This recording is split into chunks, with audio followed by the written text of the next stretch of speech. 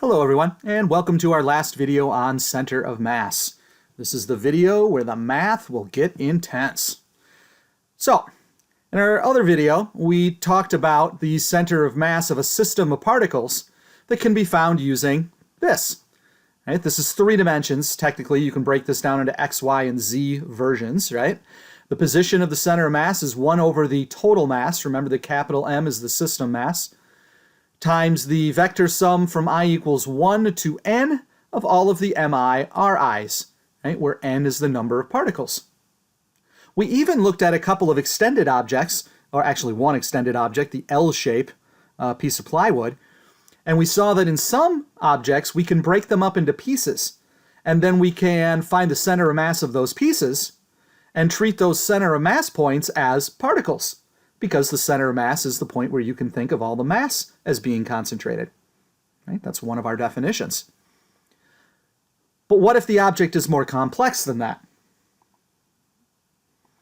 What if it's some sort of, this is like a rock, okay, some weird shaped rock, and I wanted to find the center of mass of this 3-dimensional weird shaped rock? Well, one way we could do it, let's say the center of mass of this rock is about here. Okay? If I spin this rock, this is the point around which it's going to spin, if you will. Okay? It's a pivot point. So if I put a coordinate system around this, 3-dimensional right-handed coordinate system, x is horizontal, y is vertical, z is in and out. Maybe this is the corner of the room, right? The bottom corner of a rectangular room. Then I can fix in space the position of this center of mass with a vector r cm, r sub cm. Right? So that's the position of the center of mass. But how are we going to figure out what that is, besides measuring? Okay? How are we going to mathematically figure out where that is? Well, one way we could do it is that we could follow kind of the pattern we did with the L shape. We could take this object and break it up into little pieces. Bunch of little pieces. Each piece has a mass we will call delta mi. Right? The delta is the change in the mass, right? So this is the mass that's in the little piece, not the whole object, which would be capital M. Each little mass piece would have its own position, which we would call Ri, right, in 3 dimensions. And then if we treat each piece like a particle, even though it's not, but if we treat each piece like a particle, right, we could then sum up all of those pieces and find an approximation for the position of the center of mass. 1 over the total mass of the stone times I equals 1 to n particles, if we broke this up into n little pieces, times the sum of all of the delta mi ri's. But it's only an approximation.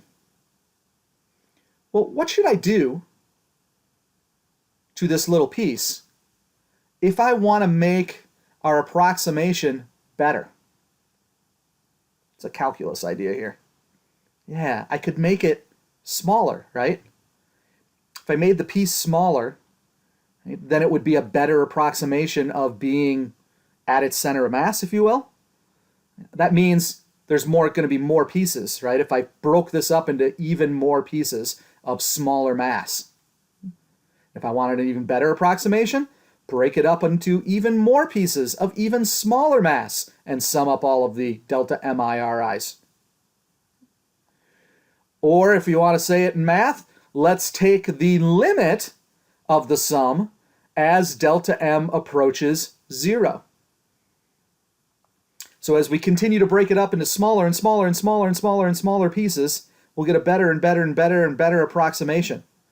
Right? And if we can take the limit as delta m approaches 0, another way of saying this is the number of pieces approaches infinity, we will actually get not just an approximation for the center of mass, but the actual center of mass.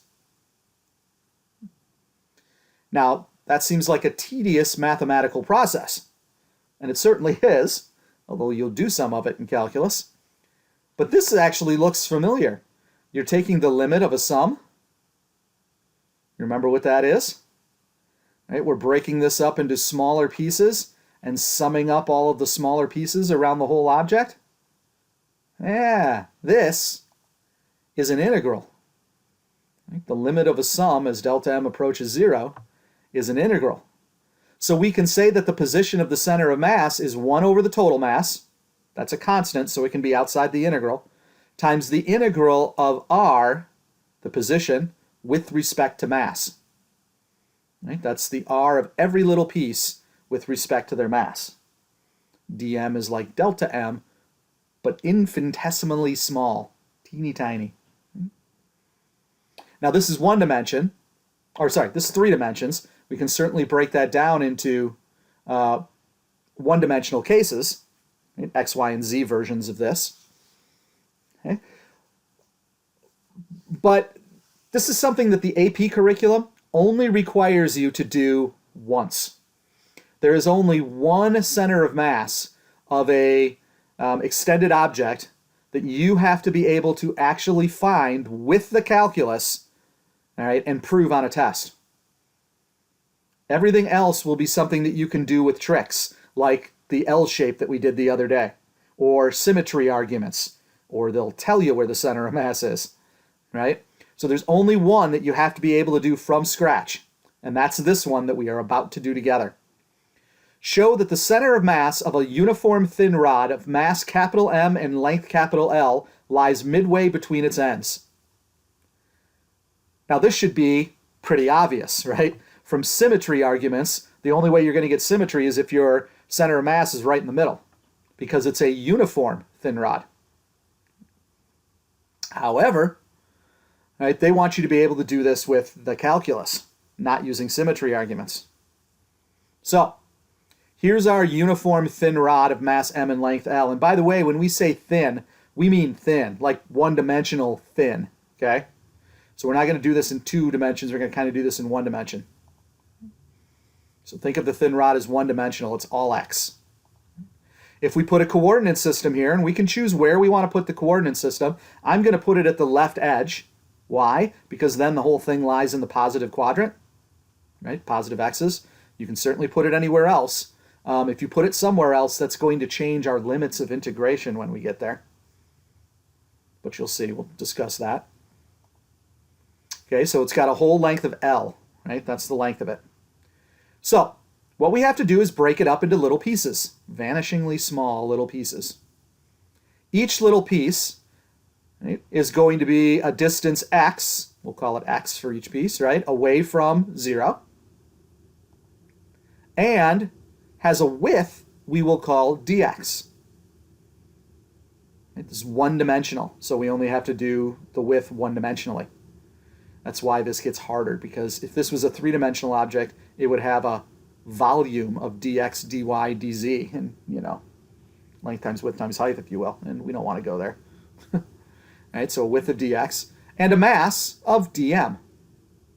Now, saying this is dm and dx instead of delta m and delta x just means that we're using the infinitesimals, right? We are looking at this as if this is a infinitesimally small little piece, right? Vanishingly small, which is what we do in calculus, right? When we take slopes or we take integrals. So, one-dimensionally, right? It's a one-dimensional problem. The position of the center of mass, that's why I'm using x, is 1 over the total mass, right? And that's the mass of the rod, capital M, times the integral of x with respect to mass. But we have a problem. We have a function of x, right? Where this little piece is as you move these little pieces, as you pick little pieces up and down the length of the uniform thin rod, right? X is going to change. But the integral isn't with respect to x. It's with respect to m.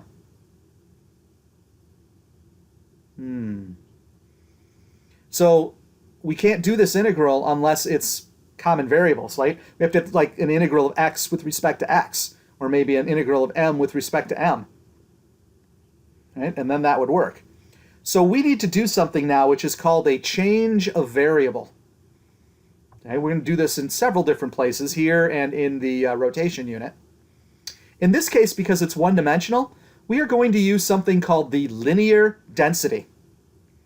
Now, you know density, right? It's the mass per unit volume, okay? But that's 3-dimensional. So this is linear density, which is just the mass per unit length. It's usually denoted by the Greek letter lambda. This is a lowercase lambda. Okay, also used for wavelength in physics. So that's a lambda. So we can write this out as an equation as lambda equals mass per unit length, right? Mass divided by length.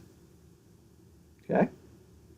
Now, since this is a uniform thin rod, this is a constant.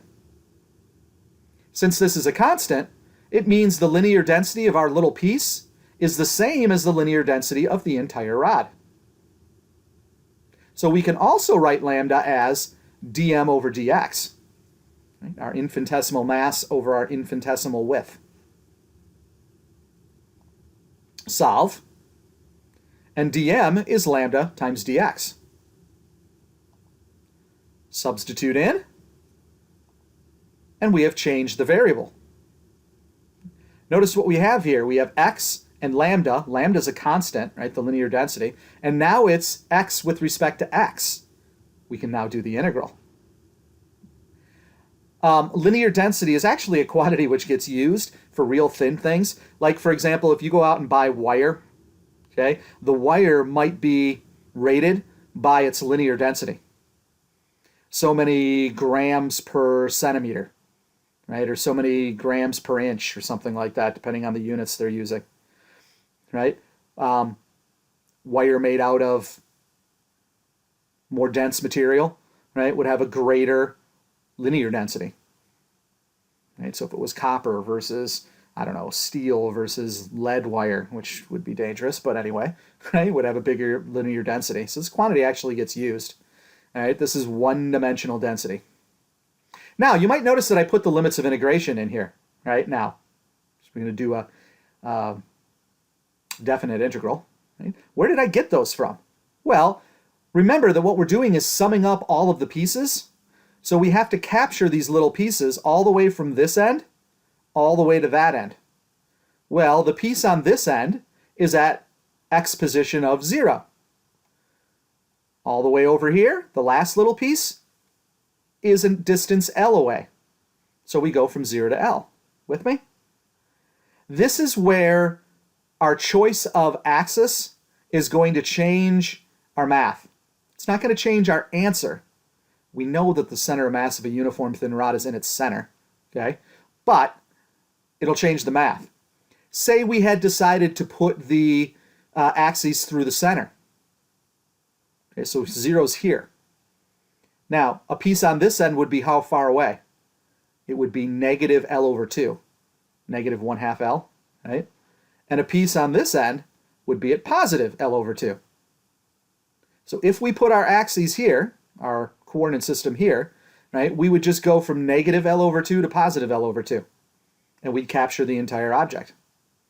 If we decided to put our axes on the right-hand side, right, we would go from negative L to 0. Right? Negative L to 0, which really just throws in a negative and flips everything around, right? So our limits of integration are set up so that we can capture all of the little pieces from one end of the thin rod all the way to the other end of the thin rod. Now, lambda is a constant, so it can come outside of the integral. And then we have what's actually a fairly simple integral. It's the integral of x with respect to x. Well, we know how to do that. Add 1 to the exponent, divide by the new exponent. And we will get, of course, 1/2 x squared. And then we have to evaluate this at the upper limit minus evaluating it at the lower limit. Fundamental theorem of calculus. Okay, so we're here. We evaluate it at the upper limit, put an L, and evaluate it at the lower limit. This, of course, is just 0, which, by the way, is one of the reasons I chose this point to be our axis, our origin, if you will, because I knew that that would throw in a 0, which makes the problem easier, right? As opposed to using the center of mass and using negative L over 2 and positive L over 2, which would both exist, and then we'd have fun with fractions. So that goes away. So that leaves us with this. Well, that doesn't really seem to tell us where the center of mass position is, but that's because we still have it in terms of lambda, the linear density. Remember, this is a uniform thin rod, so the linear density is mass per unit length. So pop that in, and let the canceling begin. Right? The mass on the top cancels out with the mass on the bottom. The length on the bottom of the top cancels out with one of the L squareds. And look what we have left. L over 2. So we have just proved, theoretically, that if we have something that we can treat as a uniform thin rod of mass m and length L, the center of mass will be right in the center. Like I said, it's the one that you have to be able to do for an AP test. Where might this pop up? On a free response question, a part A, I've seen it pop up. Right? They might ask it one of two ways. They might actually say prove and should do this, right? And then you've got to actually show the calc. Or they might, if they're nice, they might just say show the integral that you would use in order to determine this, which would be this step. Right? You'd have to write this. Notice that this step comes after the change of variable and with limits of integration. Right? So you got to remember this change of variable that we did here. And again, it's going to pop up when we do some different things in rotation. Right? Again, so we'll revisit this kind of change of variable thing here, this calc that we're doing. But there is, theoretically, one thing I could ask you to do on the AP test, and you should be able to, from scratch, showing your work, right, do this change of variable and end up with that it's 1/2, right, that it's in the middle. Fun with calculus. Okay. Now, let's do some other little weird things here with center of mass. One of the reasons we look at it here before we get into some things called impulse and momentum. Consider a system of n particles. Right? The position of the center of mass in one dimension. So think of these as being particles all, in a row, right? In one single row. Is 1 over the total mass times the vector sum from I equals 1 to n of mi xi. If we expand this out, right, we get something like this. Now notice here, so that I didn't have fractions, I multiplied the total mass over here. See how I got it over here? So just remember, capital M is total mass, little m's are the masses of the particles. Right? And it goes all the way up to ... mn xn, the nth particle. Well, let's take the derivative of both sides. Why? Why not? Right? Because we can. Let's see what it does for us. In this case, we're going to take the derivative with respect to time. So the mass is constant, so it can pop out. Right? Over here, the derivative of a sum is the sum of the derivatives. And in each case, the mass is a constant, so they can pull out of the derivatives. See how I wrote this? Take a second. So I pulled the mass out here. But notice what we then have. We have the derivative of a position with respect to time. And what is the derivative of a position with respect to time? That's right. It's the velocity. So the total mass times the velocity of the center of mass is equal to the sum of all of the mv's all the way up to the nth particle. Huh. So we can use this to think about what's happening if the center of mass is moving, right? If the center of mass has a velocity, right? Or we can figure out what the velocity of the center of mass of the particles are. Why not, right? Well, let's go one more step. Let's take another derivative. Again, the derivative of a sum is the sum of the derivatives. The masses are all constants, and so they can pull out, and look what we have left. We have derivatives of velocities with respect to time. And what are derivatives of velocities with respect to time? Accelerations. So we have mass times the acceleration of the center of mass, right? That point, what is that point doing, is equal to the sum of all of the MAs all the way up to the nth particle.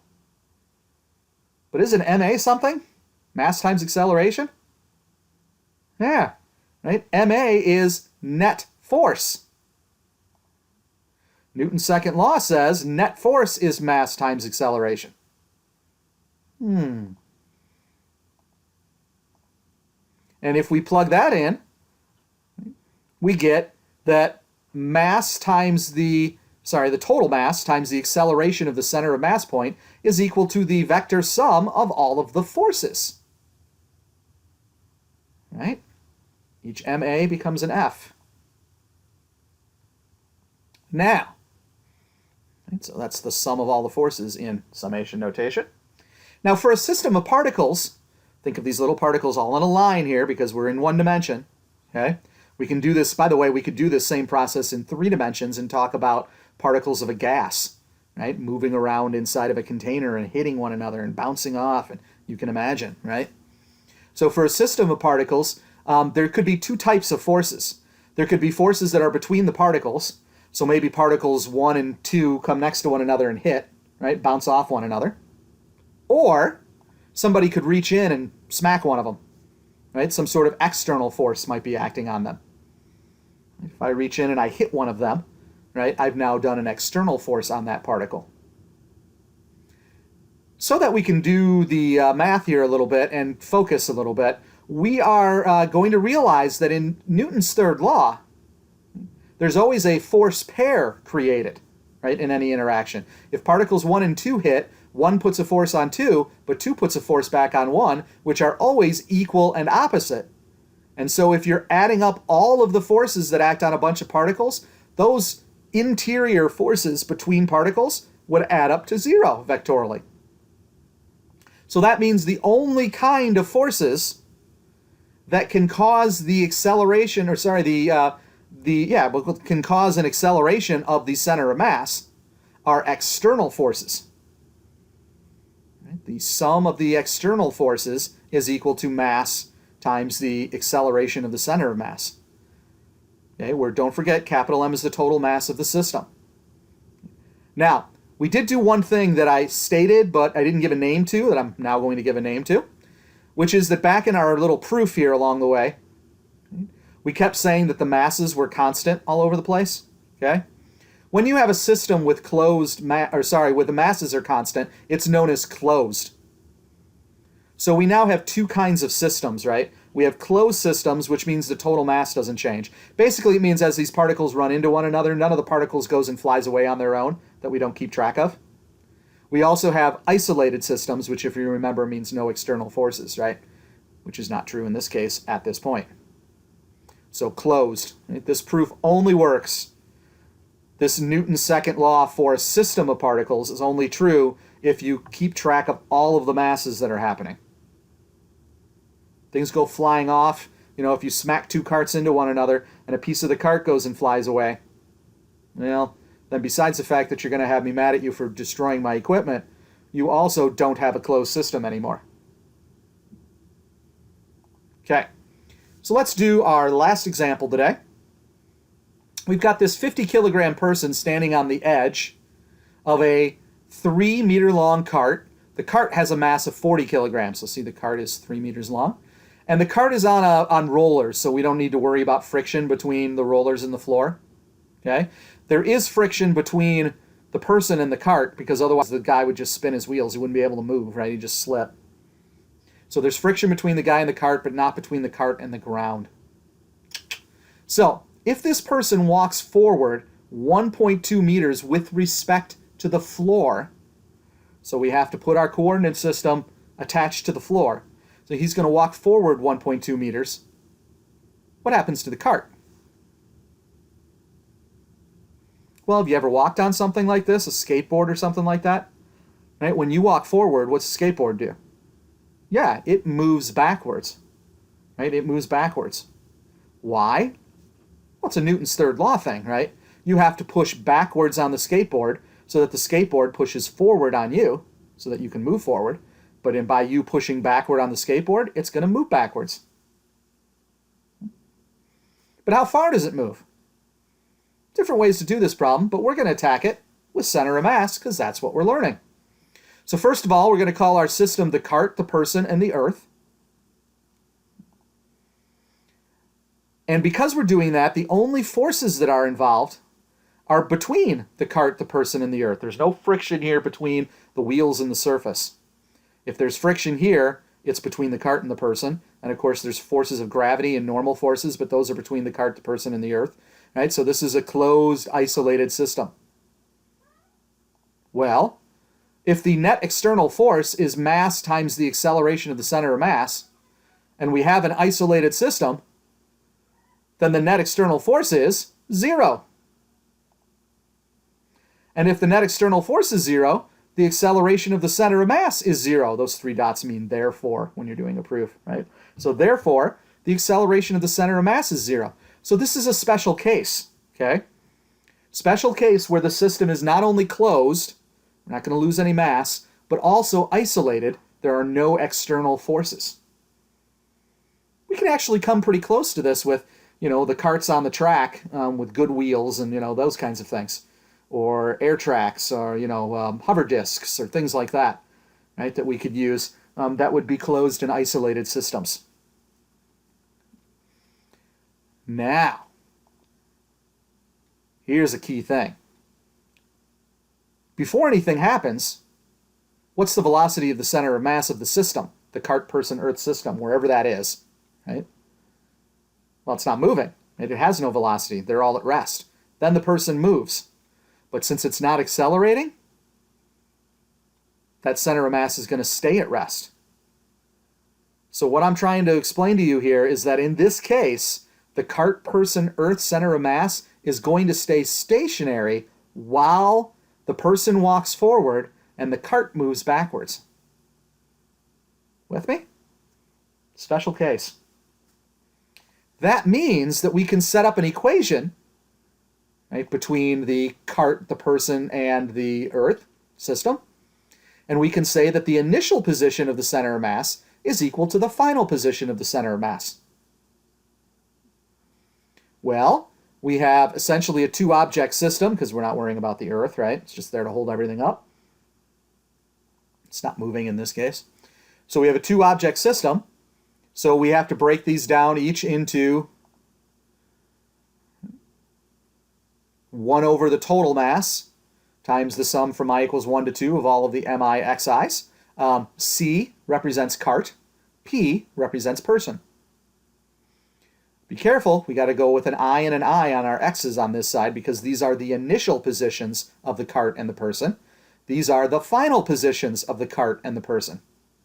We don't have to do the initial and final on the masses because they don't go anywhere and they stay constant the whole time. Take a second. See where I got this? Saying wherever the center of mass is in this system, and don't worry about that, that's the center of mass of the cart we're going to use later, right? But wherever the center of mass of this person-cart system is, somewhere in here, depending on their masses, it doesn't move because there's no external forces. So we can set up initial and final equal to one another. Now, you can obviously see that the total, I see what I did there. Notice where I put the coordinate system. I chose to put it at the far left of the cart. Straight through the guy, if you will. Running right through the guy, who's at the edge as well. Why did I do that? Well, it keeps everything out here positive. It also gives me some zeros. Because where's the center of mass of the person? It's at 0. Center of mass of the cart is here to start out with. And now the person is going to walk forward. Let's do some math here. Right? So the masses cancel. We're left with this. Now, what are we trying to find? So I want to know how far the cart moves. Well, we can simplify that by trying to figure out how far does its center of mass move. Okay? Well, we know where its center of mass starts out. It's here, which is what, 1.5 meters? So what we really need to figure out is this. What is the position of the center of the cart, the center of mass of the cart finally? This is what we're solving for. So we've got to subtract this to the other side, divide by mass C, and we get this. Plug in our numbers. Notice the position of the cart initially is 1.5 meters, right there where that green dot is. Right? The person is going to walk forward 1.2 meters, so they'll end up about here-ish when they walk, and I am going to put this in motion in a little bit. And you got to make sure you get the masses in the right place because they're not the same. No obvious integer multiples either to make it tricky.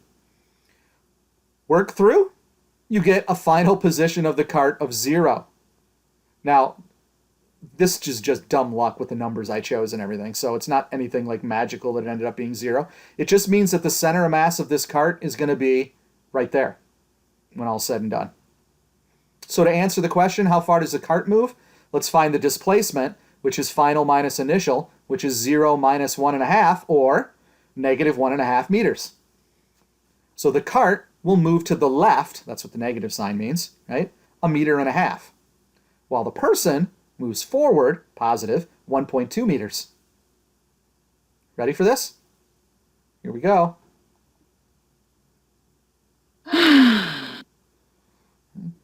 That was close.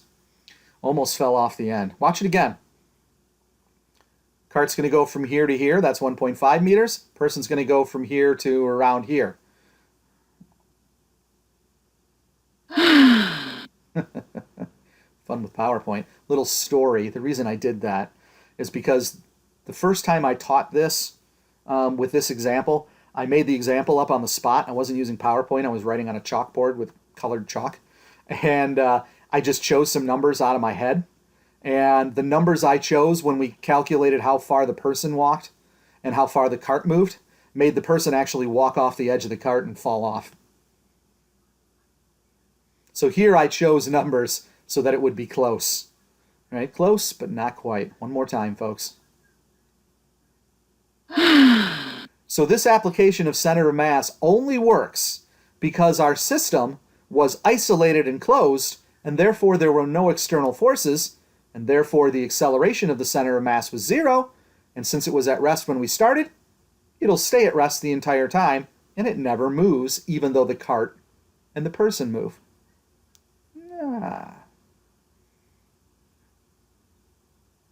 Hope you enjoyed that one, and enjoy Impulse and Momentum Worksheet number 1.